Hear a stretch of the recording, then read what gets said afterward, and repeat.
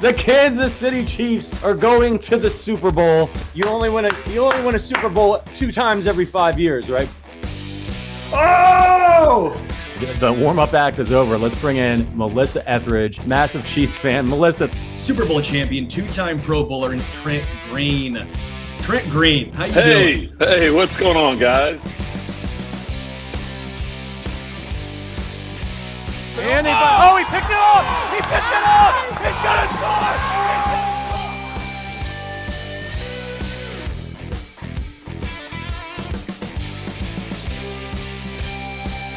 And we'll see you next week, but until then, as always, go Chiefs.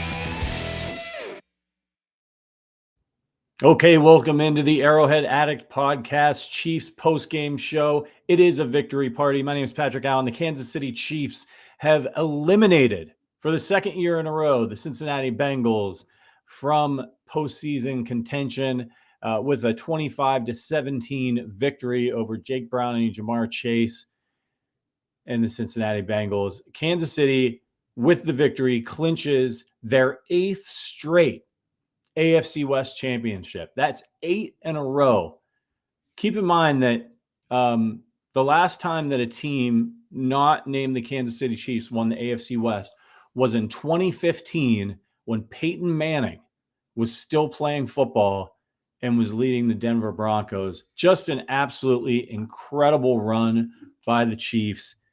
You've got to be proud. Look, I know we're going to break it down. Matt Verderame from Sports Illustrated is going to join me in just a few. But you should be proud tonight as 2023 winds down of your Kansas City Chiefs and what they have accomplished over the course of this run of just absolute dominance of the AFC West. And the door is wide open for them to continue on this run. They've got some things they've got to fix. I don't know how this season's going to end. It probably won't end in the Chiefs hoisting a Lombardi trophy, although stranger things have happened. But the Chiefs, absolutely incredible run of dominance. The Broncos don't have a quarterback. They're going to cut Russell Wilson. They're in cap hell. The Chargers do have a good quarterback, but they just fired their head coach. They've got cap issues. The Raiders, who knows who their quarterback's going to be, what's going on with them. I mean, if you're the Kansas City Chiefs, this division is still ripe for the taking next year. But we'll get into all of that. But look, you got to take your hats off to the Chiefs defense in this one. After struggling early on in the first half of this game, where the Bengals were kind of dinking and dunking on them, Jake Browning was running, extending plays. The Bengals ate up all the time of possession in the first half. I think they had like 21 minutes, almost 22 minutes of possession, to the Chiefs having about 8 minutes. At the end of the game, that gap closed a little bit, 34 minutes for the Bengals, 25 for the Chiefs. But the Chiefs defense was just absolutely incredible in the second half of this game, pitching a shutout, which is exactly what the Chiefs offense, which was still struggling to score touchdowns, needed. By the way, you're listening to the Arrowhead Addict podcast. If you're watching us on YouTube, we appreciate you. Hit that like button for the Chiefs for this 8th straight AFC West championship. Let's get some more Chiefs fans in here and talk about this game. But again, if you're looking at MVPs in this game, and we'll give out some arrowheads a little bit later, it starts with the defense and it ends with Harrison Butker, right? The defense in the second half of that game was absolutely outrageous. I was almost feeling bad for Jake Browning on that last drive because they were beating the hell out of him. He was sacked 6 times in this game, 8 tackles for a loss from this Chiefs defense, 4 passes defended. They hit Jake Browning in this game 14 times. 14 times. George Karlaftis hit him 3 times, racked up 1.5 sacks in this one, had a tackle for a loss. Omenihu got in on the action. Just a tremendous performance by them. 2 sacks from Justin Reed. That's Steve Spagnuolo getting in his bag. We talked about this at the halftime show. If the Chiefs were able to adjust at the half defensively, they were doing enough things well offensively in the first half that we felt confident that they would be able to win the game if they kept doing those things, if they were able to make the defensive adjustments. Shout out to Raymond Chandler for the super chat. Appreciate you, Raymond. Rice, 127 yards, Chase, 41 yards, 3 receptions, even though the Chiefs had no one who could cover him. If you watched And a great point by Raymond. If you watched the Jamar Chase press conference earlier this week, he said he wasn't particularly impressed with anybody on the Chiefs. Well, he might be singing a different tune after this one because the Chiefs pretty much locked him down. When you can hold Jamar Chase to 3 receptions of 41 yards, Tyler Boyd didn't do anything. He got his second catch on that last drive. Tremendous. And T. Higgins, who came back in the second half. He was injured through part of the first half, but still targeted twice, 1 catch for 19 yards. Chase was targeted 7 times in this game, only brought in 3 receptions for 41 yards, had that long of 24. Their next most targeted and most receptions on the offense was the tight end, Tanner Hudson, with 3 receptions for 38 yards. Look, Verderame is going to join us in just a minute, but I really, truly believe, are the Chiefs' problems solved? No.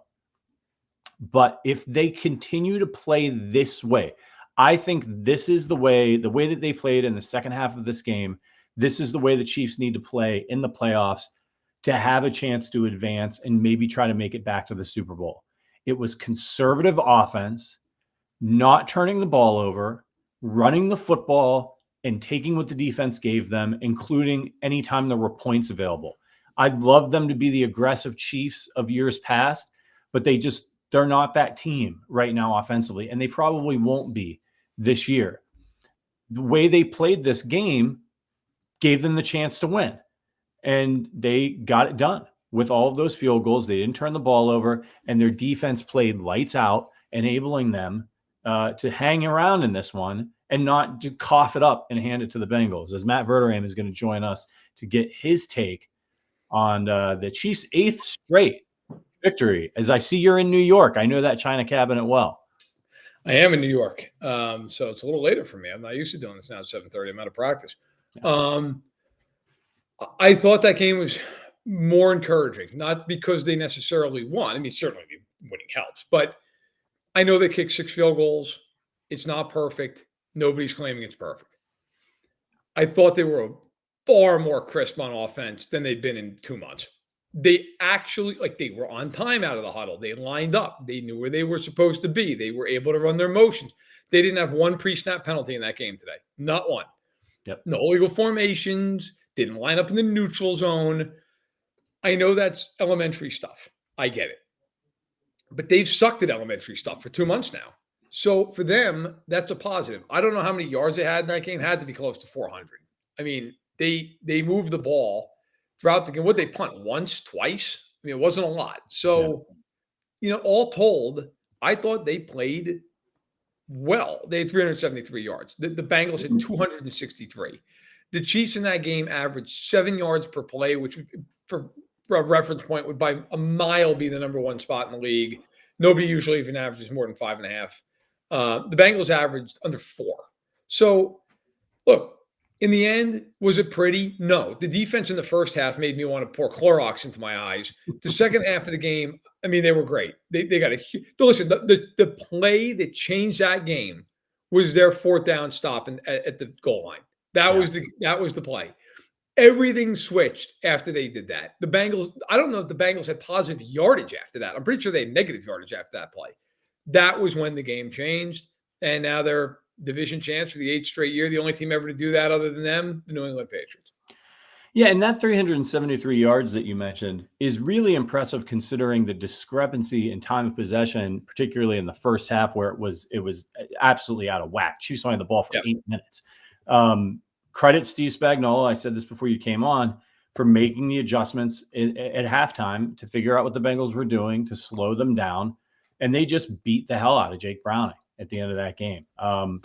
Absolutely. I was telling the folks before you arrived that I almost felt a little bit bad for him. Almost. They hit him 14 times. And you could see it. Like on that last drive, he was getting up off the turf and he was just sort of like, all right. I mean, I credit him because he kept getting up off the turf, but he was getting whacked all around. And let me know if you agree with this. I was saying, just as you were coming in, that if the Chiefs are going to advance in the playoffs, this is exactly how they have to play, which is take care of the football. Don't try to be heroes on offense. Just take care of the football. Don't be a net negative and let your defense do its thing and try to put up enough points to win the game. Do you agree with that? I do. the offense has to turn some of the struggles into touchdowns. But I thought overall, other than a turnover, I thought offensively they actually showed real signs of life in this game. Yeah. And I think the one thing that we saw, early in the year, Rashee Rice was almost getting his yards exclusively at the line of scrimmage and then running. They're starting to get to the point now they are throwing him the ball down the field. I mean, that pass down the field to him was gorgeous. And he just gone 67 yards down the sideline. Good luck. That kid, if Kelce's going to be doubled all the time, fine. Throw it to Rashee Rice. I mean, I'm not even going to get into the MVS stuff because I'd like to enjoy my night. Why he continues to play, I'll never understand it. He stinks. But Pacheco had a huge night. Early on in that game when nothing else was really clicking, Pacheco kept him in that game almost by himself. And the run blocking was very good. I thought, listen, I want to give credit where it's due to. Jawan Taylor has stunk for weeks on end. I thought Jawan Taylor played a really good game. I really, against edges who can get pressure, who can get home, who are good rushers. He wasn't perfect, but he was good. But I think, you know what? It's a weird thing. Normally the last handful of years, we always sit here and we know when the Chiefs play, they're going to get too high against them all game long. That's not happening anymore. Right. They're getting a lot of one high. And if teams are going to go one high against them, they have to throw the ball down the field. Yeah. Throw to Rice, throw to Hardman, throw to Watson. I don't care. Even if you miss, you have to threaten teams with that. They did that tonight, and they got huge chunks out of it.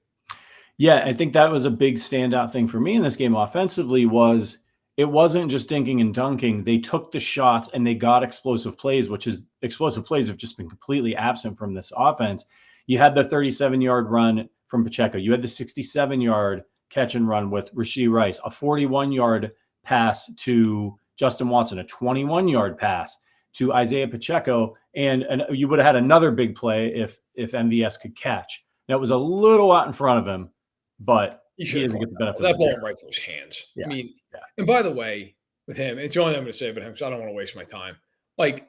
That ball that he dropped egregiously, the first one, yeah, and then he looked at Mahomes and made this motion like it was behind me. I don't know how Mahomes didn't walk over there and get into a fist fight with him. Are you kidding me? First of all, it wasn't a bad throw. It was right on you. Second of all, you've dropped every ball under the sun, and you're going to complain to your quarterback because he threw the ball 3 inches behind you on your hip. Are you kidding? He was getting sacked too. Anybody in the NFL would tell you they should catch that ball 100 times out of 100. So in any event, that's fine. They'll save $12 million on him. I also will. I will say this now in a joking manner because it didn't cost him. I truly appreciated Richie James almost putting me into arrhythmia when he fielded a punt in the fucking end zone. What is happening? He went back on that. Patrick, I swear to God, when he went back into the end zone, I was like, oh, ball's over his head. And then he caught it. And I was like, oh my God, he's going to try to run this ball. And he almost got tackled at the 1. And then he was able to get himself to the 9. That play, that would have been an all-timer if something catastrophically went wrong there. Yeah. Well, I mean, if he muffs that and they recover it in the end zone, is that the first time a punt's ever been muffed and recovered for a touchdown by their team in the end zone? Yeah. It has to be. It's unbelievable. Credit him. He made up for it a little bit later. Big return. With a big return and took care of the football on that return. I was panicking. It really reminded me a little bit of the Kadarius Toney return in the Super Bowl. Very similar, ran to the same sideline, was just not as big as that one, but was a big play in a tight spot. We got a couple super chats to get to. Let's do it. Shout out to Fiore, B Fiore. I guess Chase really isn't Iron Man. Indeed. Shout out to Billy D for the super chat. Raven Chandler with another one. If a punter shanked the ball every punt, would you keep playing him? So why do they keep playing MVS? That's something that 100 years from now, archaeologists, studies will be done. Yeah. We're going to get a 10-part 30 for 30 where they're interviewing people who are I have no idea what the hell was happening. Absolutely not. They're going to interview MVS's grandkids, and they're going to be listen, we can't defend that. Actually, in fact, you're probably going to get one of those things where it's MVS's grandkids have declined to be interviewed for this film. Right. And you bet, fair enough. I also would decline to be interviewed for this film. One thing before we go any further on it, maybe you mentioned it, Patrick. I know I joined a few minutes in. But Jarius Sneed, to me, was the MVP of that football game. That guy didn't practice all week. The internal expectation was up until this morning, really until this afternoon, he wasn't going to play today. He went out and played on Jamar Chase all night. Traveled with him, was everywhere with him. Jamar Chase finished with 3 catches for 41 yards. Yeah. And I got to tell you, Jamar Chase had a whole lot to say this week. He did nothing in that football game. Absolutely nothing all evening long. If L'Jarius Sneed's not an all-pro this year, it's a disgrace. That guy, I would argue right now, he's the best corner in the NFL. He's traveled with think of the receivers they've seen this year. Nobody can beat this guy. He's shut down Hill. He's shut down Keenan Allen. He's shut down Justin Jefferson. DJ Moore didn't have a catch until he got pulled in the fourth quarter. He now shut down Jamar Chase. I mean, you could go on and on and on. A.J. Brown had 1 catch for 8 yards against him. I mean, he shut down everybody. Adams twice did nothing against him. That guy, if there's a definition of an all-pro, L'Jarius Sneed needs to be a first-team all-pro. He has been spectacular. And with a bad calf today, he was again. And those guys aren't a dime a dozen. I mean, the guys that can do that are really rare. Yeah. The Chiefs, I don't know if they're going to be able to, because we're talking a couple Brinks trucks. A guy that can do that. You got to pay him. Yeah. Teams are going to open up the pocketbook for him. So if the Chiefs want to lock him up before he has a chance to hit the market, they're going to have to be the leaders in the clubhouse with paying him. And I think he'd be worth every penny. You know, I hate to say it, but if you're deciding between him and Chris Jones at this point in their careers, there's no choice. At this point, and I am the biggest Chris Jones supporter you'll find at this juncture, you sign on L'Jarius Sneed. I mean, he's what, 26? He's got his best years you would think ahead of him. Jones has been very good this year. There have been times I know he's had a couple games where he's been quiet, but look, he's been very good for them. They're going to really miss Chris Jones. If L'Jarius Sneed comes in at 4-80, you pay him, period. Like that guy, when you have him and McDuffie, that's special. Like you can't do anything against them in passing. I mean, nothing. Not one team has thrown for 300 yards against them this year. Nobody. And by the way, I forgot about Stephon Diggs with 4 catches for 24 yards. And McDuffie played against Big Game Gabe and had 0 catches for 0 yards. Like, if there's a recipe for the Chiefs to find the way to the Super Bowl this year, it starts with those 2 guys. Yeah. Where you just shut teams down, where they just can't score. And then your offense does enough like we saw today, where you just, you get 4 or 5 good drives. Maybe, hopefully it turns into a few more touchdowns than today, but maybe you turn 5 good drives into 2 touchdowns and 3 field goals and you win 23-17. I mean, that's how they're going to have to win. But with those 2 guys at corner, they give themselves a shot. See Arrowhead Addict podcast. If you're watching on YouTube, do us a favor, hit that like button and let us know in the chat what you thought of the game. Shout out to Derek Watson for the super chat. The defense made the second half adjustments. Give Spags and the defense all the credit. They deserve it. Absolutely. And shout out to Billy D. I suck at super chat, so I apologize at the repetition. Can someone please tell me why we're not utilizing the run and play action? Look, they ran well in this game. I thought it was really interesting. I thought they'd run a lot more in the second half, but they were seeing looks down the field and they opened it up a little bit and it seemed to work out for them. And credit to Pacheco. He ran really hard in the second half of that game and helped them milk that clock. 18 carries for 130 yards. I would like to see a little bit more play action from the Chiefs. If they're going to run a little bit more, I think it's really going to open things up for them. But they did what I asked them to do in our pregame show, which was run the ball early and open up for the pass. That's exactly what they did. It worked. Chiefs won. I wanted to ask you, Verderame, real quick, and I don't want to spend too much time dwelling on MVS, but please, let's not. I can't. And I said this at halftime. I'm actually to the point where I'm not even right. I'm not even mad at MVS anymore. I feel like he's at the point where Dan Sorensen was, where it's just like for whatever reason he can't play anymore.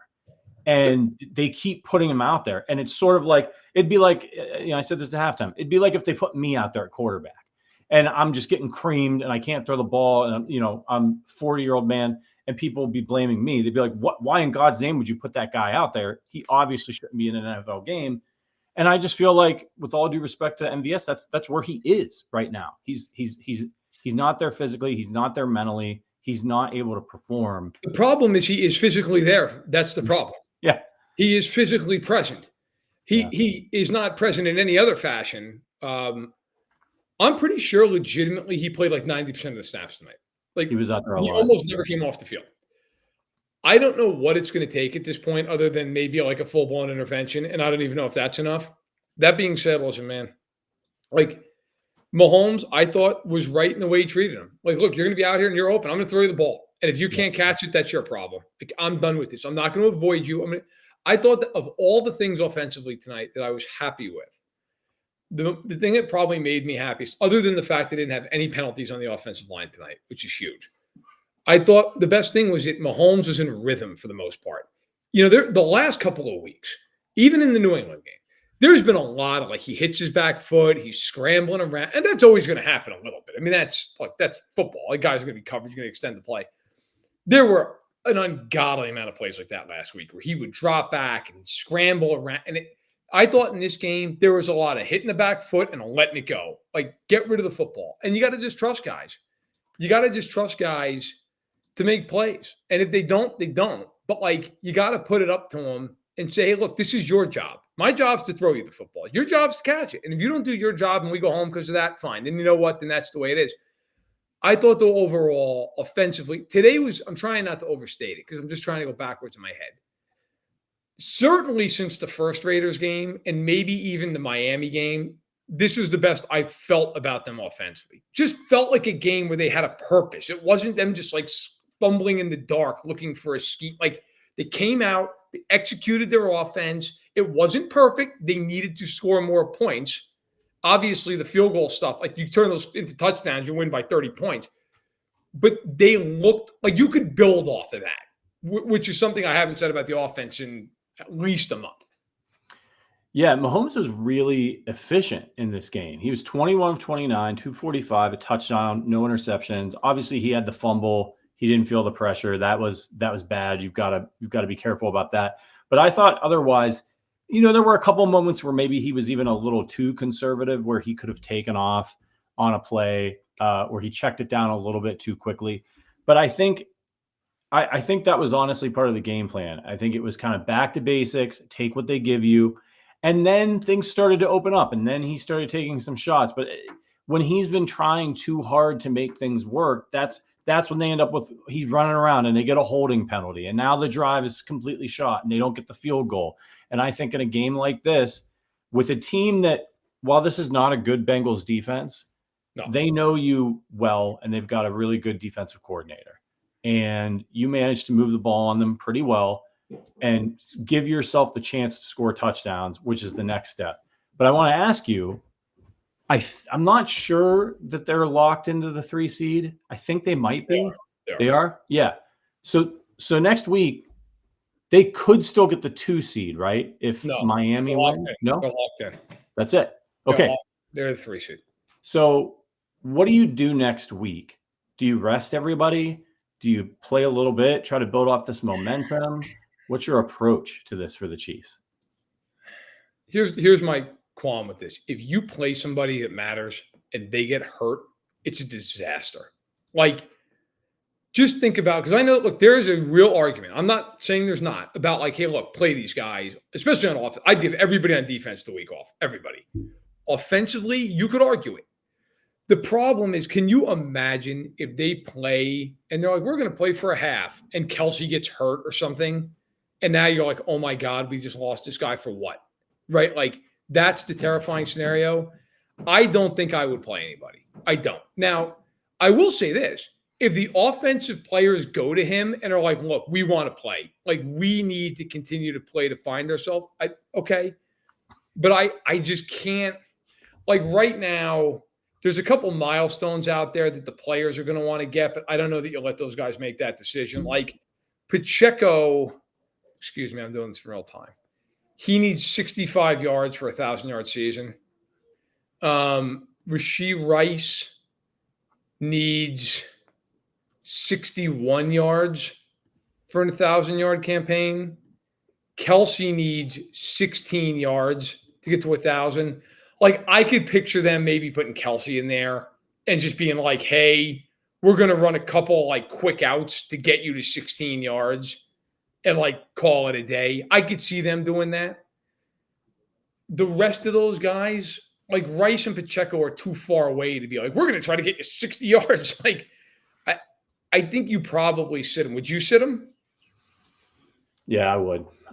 It's just not worth it. I mean, we saw what happened last year with Brandon Staley and the Chargers when he was playing Mike Williams for no reason, and the guy like broke his back or whatever. It's not worth it. If you were trying to get into a rhythm, you had 17 weeks to do it, or 16 games to do it, and what you really need is a guy like Travis Kelce to have a whole week to rest and get healthy for the playoffs. That's the most important thing, because if you can get him going along with the other strides you've made in the offense, you actually have a shot in this thing.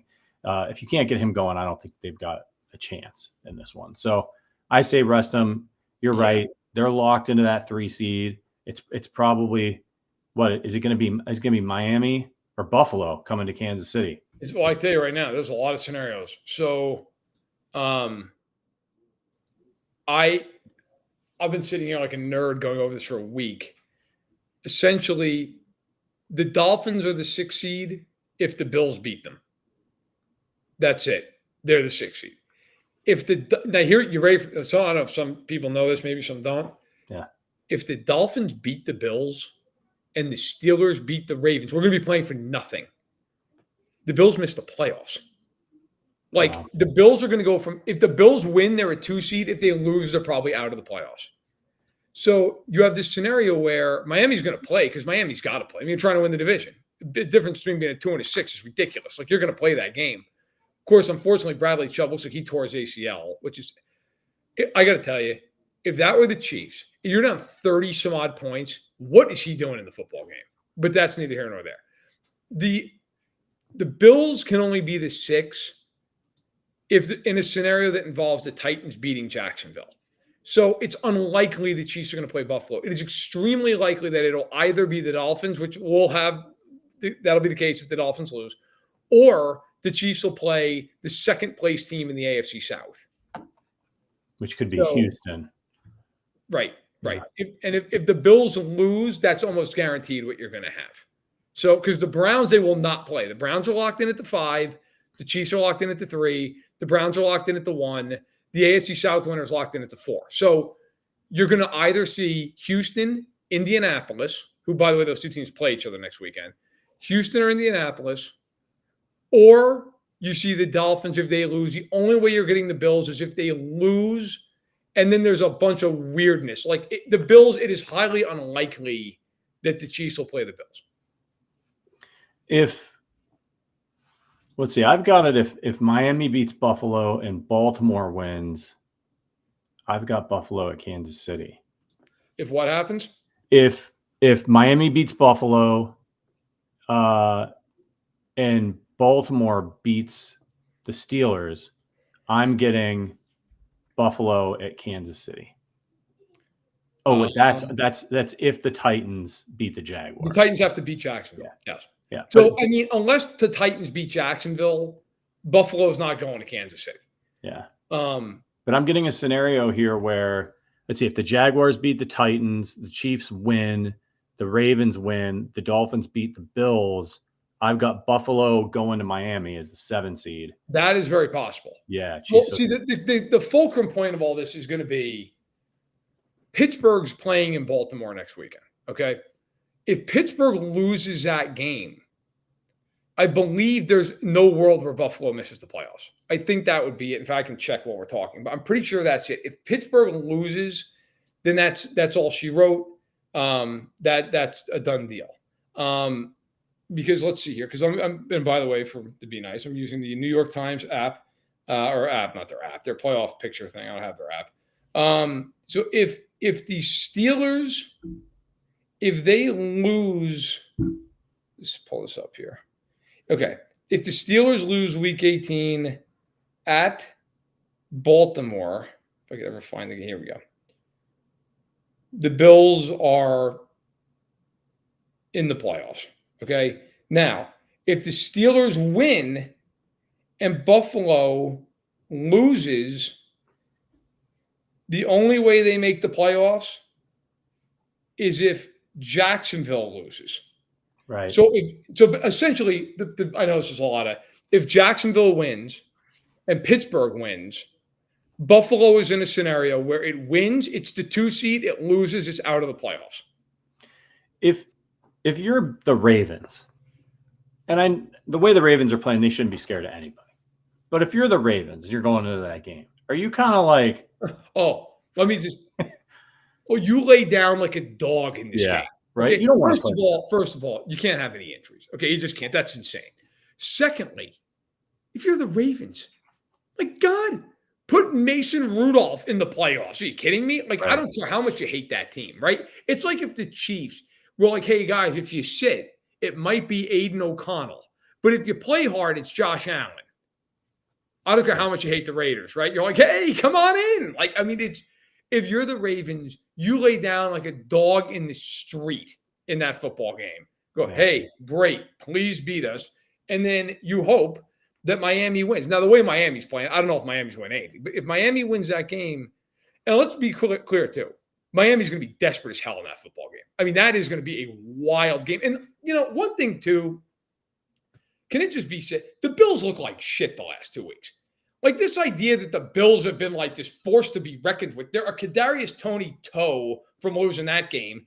They were atrocious the last 2 weeks against the Chargers and against New England.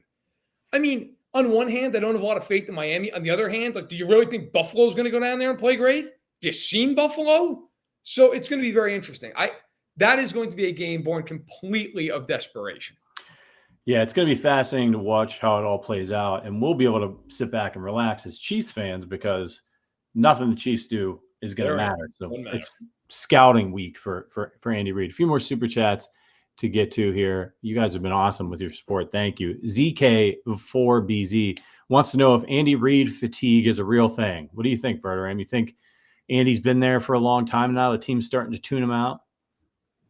No, I don't. I mean, look, I think it has been something where they gambled on some receivers that it's come up snake eyes. I mean, sometimes I think it's Occam's razor, right? Like just the most obvious answer is the answer. MVS fell off a cliff. Sky Moore is not good. Kadarius Toney's not good. Like they bet heavily on MVS staying the same. They bet on Moore being good. They bet on Toney being good. Hi, Maisie. Hi, Maisie. Hi. Little cameo appearance. She charges $20 for each cameo. But yeah, I mean, look, I think realistically speaking, like that's where you sit right now. I mean, I don't think it's about Andy. Andy knows how to coach, and I think a lot of those guys in the room love Andy Reid. I think it is just a case of their receivers stink. I mean, the only saving grace for this team is Rashee Rice. Can you imagine if they didn't draft that kid? What this would look like? I mean, he is the lone savior. You could make a real argument, other than Puka Nacua, he's the best rookie receiver in the league. Yeah. I mean, Flowers, Addison. I mean, right now, I take Rice over anybody except Puka Nacua. He's been incredible. So, you know, they have him. They got Kelce. They got Pacheco. They got Mahomes. And you hope if you're a Chiefs fan, that's enough. Yeah, and I don't think – look, these rosters change over so much other than a few core guys that, you know, you think Rashee Rice is sick of hearing what Andy has to say. No, I mean, it's there's a whole different team than the one that won the Super Bowl the first time. So another super chat from Faithful. Why don't they use Hardman more and not MVS? I think they're going to use Hardman a little bit more maybe in the playoffs. But I think he was just coming off injury. Putting him back in this game, I think they probably felt more comfortable with MVS. God knows why. But I was joking they should try Creed Humphrey as their deep receiver if they're going to keep putting MVS in there. And then another super chat from, and by the way, we had one from Matt and we answered his question. So thank you, Matt. And from Mason Jupe, how about them Chiefs? Had a successful deep shot multiple times in one game, no big penalties, one costly turnover. Is this finally it? Is it happening? Are we peaking right before the playoffs? I don't know if I'd call that performance peaking. Defensively, pretty solid. But look, man, after that just absolute dumpster fire that they put on the field last week, and they look like the Super Bowl Chiefs compared to that. So, you know, that's that. And we've said it multiple times during the show. That's what they need to do. If they can do, their defense is good enough that they can win games like that. And then, oh, by the way, in your back pocket, you've got the best quarterback ever and a Hall of Fame coach and a Hall of Fame tight end. But I wanted to ask you about Kelce Verderame. Not a big day from him. How, like, what is it just, hey, they locked him down, 3 catches, 16 yards. He was only targeted 4 times. Are you worried that he's lost a step? Is he banged up? Is it a combination of both? This is a game he would take over in the past. This is not a good defense against tight ends. What is your take on this? I mean, I think 2 things can be true at once. Like the Bengals, it was pretty obvious, and they were doubling him pretty much every play. I mean, they were doing everything to take him away. I do think he's lost a step, and I do think he's banged up. Now, how much of that is being banged up compared to losing a step, that's hard to say. I mean, when he got hurt early in the year, they thought he might have been done for the season. Like, he's probably been to some level pretty hurt throughout a lot of the season. At the same point, he's 34 years old. I mean, he's not going to always be the guy who just runs a bunch of routes and he's wide open down the seam for 25 yards. I still think in the end, though, like, is he still probably the best tight end in football? Yeah, probably. I mean, him or Kittle, right? So I think overall, has he lost a step? Yeah, a little bit. But, in the end, if you're the Chiefs, like, look, man, Kelce and Rice and Pacheco and Mahomes are the offense. And you're going to have to ride that as far as you can ride it. And in this conference, I think it's pretty clear the Ravens are the best team right now. I also think I've seen this movie with the Ravens, and I wouldn't be totally shocked if they lost in the first playoff game they have. Like, I think they look great. But, like, would anybody be truly shocked if they lost in the divisional round, the AFC title game? I mean, I wouldn't be. So I think if you're the Chiefs, like, are the Ravens the favorites right now? 1,000%. Is there anybody else in the AFC that you're like, that team's just demonstrably better right now in Kansas City? No. And if the Chiefs got to the AFC Championship game, played Baltimore, like, would I give them a shot in the game? Yeah. I mean, I would. So I think the difference with the Chiefs right now is for years you just went in with such an amount of confidence. I think right now you go into it with a lot of trepidation and you just know, like, this team doesn't have the margin for error it once had. But that all being said, if you asked any other team, hey, look, are you really excited about facing them? I mean, of course not. Of course you're not excited to face them. Nobody's lining up to draw Kansas City in the playoffs. So, look, you won your division. It was hard to get to the playoffs. You got there. Now you're probably going to get a week off, and you're going to have a road that isn't going to include at least one home game and potentially more to come. I mean, we'll see how it shakes. But, like, the Chiefs they're in the dance. They put themselves in a position to make their run. Go try and do it. Yeah, and, if you look at the way it's shaking out for the playoffs, you got a Cleveland Browns team that should take care of, I think they'll go on the road and beat Jacksonville. So do I. And then in the divisional round, they'd be going to play a Baltimore Ravens team that they know very well, that they have beaten this year without a quarterback, by the way. Without a quarterback. They had no quarterback when they beat the Ravens. Flacco's playing out of his mind. Can you imagine the theater of that one? Joe Flacco as the quarterback of the Cleveland Browns going to Baltimore and knocking them out of the 1 seed. Tell you what, they'd have a shot. That team, they're weird. I got to be fair. I could see the Browns also just absolutely falling apart in the playoff game because Flacco's thrown like 10 picks. But you know what? They got a really good defense, and he's got them confident. Like, Stefanski's a coach that can get the job done. I mean, I'm with you. Like, if you said to me, let's say the Bills win their game, okay? And they're the 2, and they play. Actually, you know what? I'll give you an interesting one. I actually might, honest to God, pick the team that's the wild card. If Houston goes up to Buffalo, I might pick Houston to win that game. Yeah. Because one thing about them, Stroud can throw it with anybody. Like, they could get into a game with Buffalo where it's like, guess what? You can't stop us. Here it comes. Like, I don't know that I'd have the guts to pick them, but I wouldn't be shocked if they went in there and gave them a lot of problems. I could see them doing it. Now, do I think the Bills would be favored? Of course. Let's say they win. the Chiefs would then play the Dolphins. I mean, I think the Chiefs could beat the Dolphins right now. In fact, I would take the Chiefs to beat the Dolphins. I think the Chiefs are the worst possible matchup for Miami because they can just put their corners on their receivers and they can stop them. And I think Cleveland would beat Jacksonville. And if that were all correct, Cleveland would go to Baltimore and Kansas City would go to Buffalo. And I don't know how many people feel about this. I got to tell you right now, I think the Chiefs would absolutely have a shot to go into Buffalo and win that football game. Buffalo is the Chiefs. They're the same damn team. I mean, Kansas City, I wouldn't be shocked if they lost either, but I wouldn't be shocked if Kansas City went in there and won that game. They're the same football team. They make a bunch of dumb mistakes. They're ultra talented. They've got deficiencies. That's one of those games that, you just flip a coin. I don't know. I mean, even in Buffalo. So it would be fascinating. It would be fascinating. It would be fascinating too to see Mahomes in his first ever road playoff game going into Buffalo. What does that bring out in a guy? It's just interesting. I think we're in for a really interesting AFC playoffs. I'm really hoping for that Cleveland-Baltimore matchup. I think that'll be absolutely fascinating to watch. Great storyline. Jacksonville, I don't think has it. I'm with you. I think Houston's the next most dangerous team that could be in the playoffs. Indianapolis is frisky. I could see them upsetting somebody, but I don't see them obviously making it through the Super Bowl. So it's going to be an interesting field. And you got to hand it to Mike Tomlin, man. Just won't have a losing season. Won't do it. Unbelievable. It's just, it doesn't matter. He's do you feel like he's he's starting to become the Marty Schottenheimer of the modern era? Always wins regular season games, but I know he got the Super Bowl early in his career, but hasn't done anything really in the playoffs for a long time.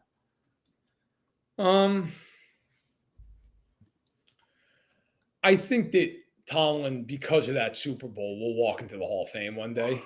Where unfortunately, I don't think Marty ever will. Though I think Marty, frankly, deserves to. I mean, I get it. I get the whole he never got to a Super Bowl. Okay.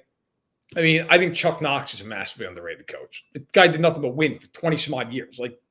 I mean, I'm sorry. Who's a better coach, Marty Schottenheimer or Gary Kubiak? I mean, what are we talking about? But in any event, no, I think Tomlin to me is the epitome of hey man, just finds a way. Just find ways. It's incredible how often you look at the Steelers and you're they have no quarterback. They have no this. They have no that, and they just win anyway. I mean, the year that the Steelers came to Kansas City and got boat raced Roethlisberger's last game, you could have played in that game at quarterback and been more effective. It was unbelievable how bad Roethlisberger was. That's the only game from a Chiefs perspective I can remember sitting there and being oh my God. I almost feel bad for this guy. It's just so bad. This is like pulling a 50-year-old man out of the stands and being hey, you want to throw some passes in a playoff game, see what happens? They get to the playoffs with that guy. Tomlin, to me, is an unbelievable coach. And the fact that Steelers fans a lot of times are they should get rid of him. Do you understand how many teams would hire that guy? Yep. 25 teams would fire their coach and try to hire him, if not more than that. He'll be free for 5 minutes. Oh, I mean, if the Chargers spent any money, that would be the easiest hiring of all time, right? He's an amazing coach. Yeah. All right. Real quick, we got to give out some arrowheads, and then we're all going to go have dinner and drink our faces off. But first, I wanted to ask you, and maybe you don't feel this way, but would you have believed me if I told you over the summer that by the end of the season, the Broncos would have made you feel bad for Russell Wilson? No, and it's funny you said that. I actually on a radio spot a couple of days ago, I can't believe I've been put in a position to defend Russell Wilson, but here I am. Yeah. Russell Wilson basically had the football equivalent of Joe Pesci and Goodfellas at the end. That's basically what happened. It was hey, you're going to get made. Hey, oh, damn. No. I mean, they gave him a 5-year extension for $245 million. He never played it down on it. And they're sitting there hey, listen, if you give back $37 million we stupidly paid you, you can finish out the season for our crappy team before we cut you. Deal? Yeah. I'm sure he'd sign up. I mean, you know how dumb you've got to be to the NFL and the NFLPA are wait a minute, we're getting involved now. Yeah. It's just unbelievable. No, I would not have believed that was possible, but here we are. And what do you think of Sean Payton? He just seems like an absolute asshole. I mean, it's unbelievable. I like early in his career in New Orleans. I liked Sean Payton. Thought he was an interesting coach. Then you had the Bounty Gate thing, and that he just ever since he arrived in Denver, it just seems like he's buying into his own hype, and it's pretty awful, man. It's not great. It's not great. I mean, you know what? My problem with Peyton is everything's everybody else's fault. Yeah. I mean, I got to tell you, I've watched just about every snap of them this year. He's not been good. Yeah. And I'm not sitting here pulling any kind of rank for Russell Wilson. And Russell Wilson's not been good either. I know people look at his numbers. They're like, oh, well, look, he threw 26 touchdowns. Russell Wilson has not been good this year. He's been better than he was last year, but he's been an average quarterback. I don't have any problem with Denver moving off of Russell Wilson. And hell, I would have deep concern if they didn't move off Russell Wilson at some point.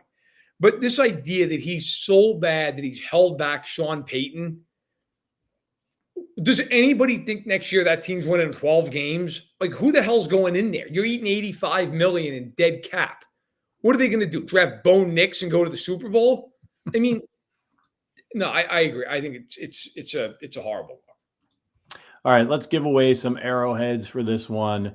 Chiefs win the division 8 years in a row and eliminate the Bengals for the second year in a row, which if you're a Chiefs fan and you dislike the Bengals, that's a nice feeling to end the year with, sending them home, Burrow or no Burrow. 2 years in a row sent the Bengals home. Yep. But who gets an arrowhead from you for their performance in this one? Sneed. I thought he was the best player on the field. And the guy didn't practice all week with a calf injury. I mean, I honestly think it's almost gotten to the point we take it for granted. He's so dominant that it's that other team's number one receiver isn't going to do anything. I mean, we know the luxury it is in the NFL. Did they play Miami in round one? And you can just be like, Tyreek Hill's just not going off in this game. I don't care. I just put L'Jarius on, and that's it. Sneed would get one. And shout out to Karl Loftus, who went over 10 sacks. So he gets another one for me too. Yeah, three quarterback hits for Karl Loftus. Great game by him. Yeah, really solid game for him. Look, it's got to be Rashee Rice. 5 receptions, 127 yards on 6 targets. Caught almost everything that was thrown to him. And then Isaiah Pacheco, man. He's the heartbeat of this offense. As he goes, I think they go. I think as they head into the playoffs, it should be a priority early in games to get him going. Find a way. Get him going. Passing game, running game, whatever. Get him going. If you can get him going, I think it's going to make everything else easier for your offense. And shout out to the offensive line in this one, who did a good job, blocking so that he could get going in this one, and late in allowing Mahomes for the most part. He did have a little bit of pressure, but good for Wanya Morris. Not giving him an arrowhead, but he's been asked to do a really. It's been thrown to the fire. It's been a pretty hey man, go out there and block one-on-one all game and hope for the best. I mean, you're asking a lot. By the way, the Chiefs overall, 1 sack in the first half, 6 sacks total. Justin Reed had 2 of them. Yeah. George Karlaftis 1.5, Amenahu a half sack, Wharton a sack, Jones a sack. They hit him 14 times in that game. I mean, 10 is a huge number. 14 times. And by the way, Jamar Chase, 3 catches, 41 yards. T. Higgins, 1 catch in that game. Yeah. And shout out to Mike Dana, who had 2 quarterback hits. Actually, it's pronounced Dana. We've been calling him Mike Dana on the show for about 3 years now. Is what it is. He's just been tremendous as a Chief. Really great value for them. I don't know if they're going to be able to afford to bring him back. Somebody's probably going to throw some money at him, and it just might not be economically feasible for them. But another nice season for him. And you've heard the guys on the team talk about how he always just shows up, is always where he's supposed to be. So another good game for him, making an impact, and hopefully he can carry it on into the playoffs. All right, Verderame, what do you got going tonight? I think I saw Lance creeping around in the reflection there. You guys, you gonna tie one on tonight? He's already drinking bourbon currently. I'm also going to drink bourbon. I'm bringing 2 bottles back to Rockford when I leave here tomorrow, but we'll see. Maybe I won't have 2 bottles to bring home after that. I was just about ready to start doing pulls during the first half of that game. Yeah. It was like Jake Browning was like Fran Tarkington scrambling around. But in any event, just going to hang out, cover Sunday Night Football for SI, and then watch the ball drop. I will say this. I have to say this at the end. First of all, everybody out there who's listening, I hope you had a great 2023. I hope 2024 is even better. Happy New Year. Have a safe one. Have a great one. It always cracks me up in the Central Time Zone when the ball drops in New York City and people are counting it down. It's like, bro, you're at 11 o'clock.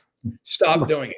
The first time I went through New Year's Eve, having moved out to the Midwest, I was out with, at the time, my girlfriend, now my wife, and she's got the Happy New Year hat on, and everybody's celebrating and throwing crap in the air. And I honestly, if you could ever find the security footage from this club we were at, I'm laughing so hard I can't. I'm like, you're all such losers. It's 11 o'clock. Right. What is happening? Yeah. It was so anticlimactic because it was a Happy New Year in an hour, maybe. And then they at midnight again, they're like, yeah, again, Happy New Year. I mean, I'm glad at least I'm in New York for this because that's so embarrassing. Yeah. And Chicago also has the absolute worst show. It doesn't even count as a show. It's horrible. It's so dull. They're it's bringing in like people like Happy New Year. They're bringing like E-list celebrities from the early 90s. Like, I mean, it is absolutely horrible. We just watched the New York one. I mean, look, they're all bad with like terrible musical performances and drunk idiots, but like at least you get the big ball drop in Times Square and all that. And the other thing that you maybe will take offense to this as a New Yorker, but it pisses me off. They play Old Lang Syne for like 15 seconds, and then they play Start Spreading the News. And listen, I lived in New York for a decade. I love Start Spreading. I agree with you on this, actually. Yeah. Play Old Lang Syne, play the whole damn thing, and then play Start Spreading the News. It just drives me nuts. By the way, everybody at Times Square is so inebriated, they're urinating all over themselves by the time they Start Spreading the News. Like, you could play like Don't Stop Believing and nobody would know the difference, right? So I'm with you on that.